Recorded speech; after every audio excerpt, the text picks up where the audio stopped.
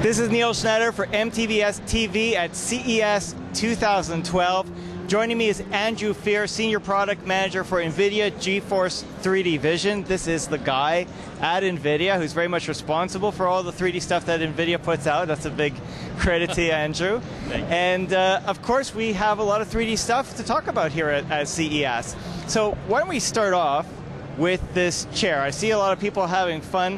What do we have on display here today? So what we're showing off is a full motion racing simulation chairs from a company out of Canada called VRX Racing. And we pair the chair with 3 of our 3D Vision surround monitors, all in 3D. And then we play a game called iRacing, and it's a pretty incredible demo. And we're showing off also our latest 3D Vision 2 wireless glasses, and all the monitors support 3D light boost. So it's an incredibly bright, immersive game.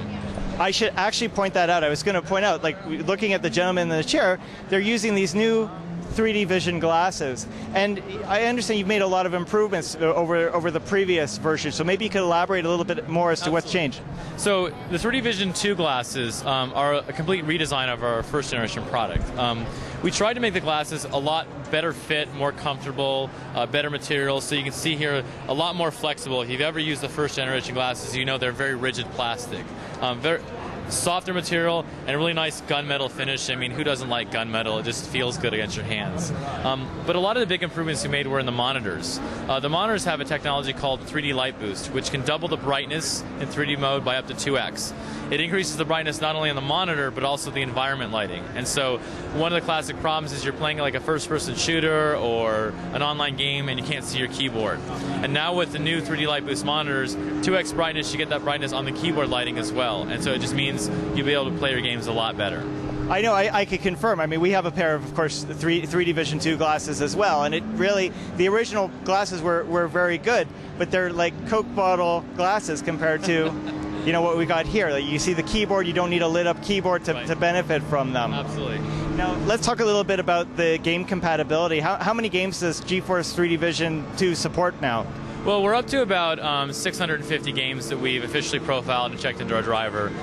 We continue to work with as many game developers as we can to make sure they recognize the importance of 3D. And you know, this past Christmas, it was a great time to be a 3D gamer. You know, Batman Arkham City came out, Battlefield 3 came out, Assassin's Creed Revelations came out. One of my personal favorites, Trine 2.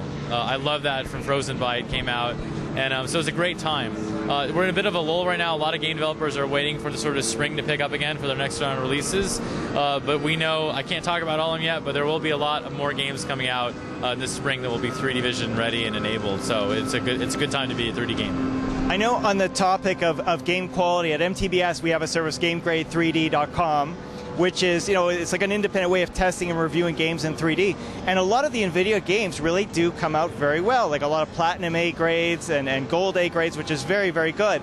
Can you elaborate a little bit as to what process Nvidia goes through when testing games with game developers? Yeah, you know, a lot of the things that you do in Game Grade are similar to what we do. We look at a lot of the classic problems about, you know, placement of objects. Can you leave all the settings turned on?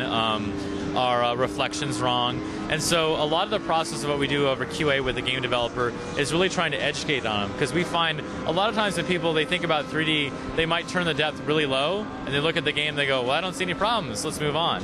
And we try to educate them and say, turn up the depth, see all your experiences, make sure all those objects you're playing with. And so our rating system is also built upon looking for all those errors in a game, and that's why, you know, we try to develop a rating system just based upon, you know, 3D Vision ready, excellent, good, you know, fair, poor as a simple rating system. But it's very similar to yours about how we rate games.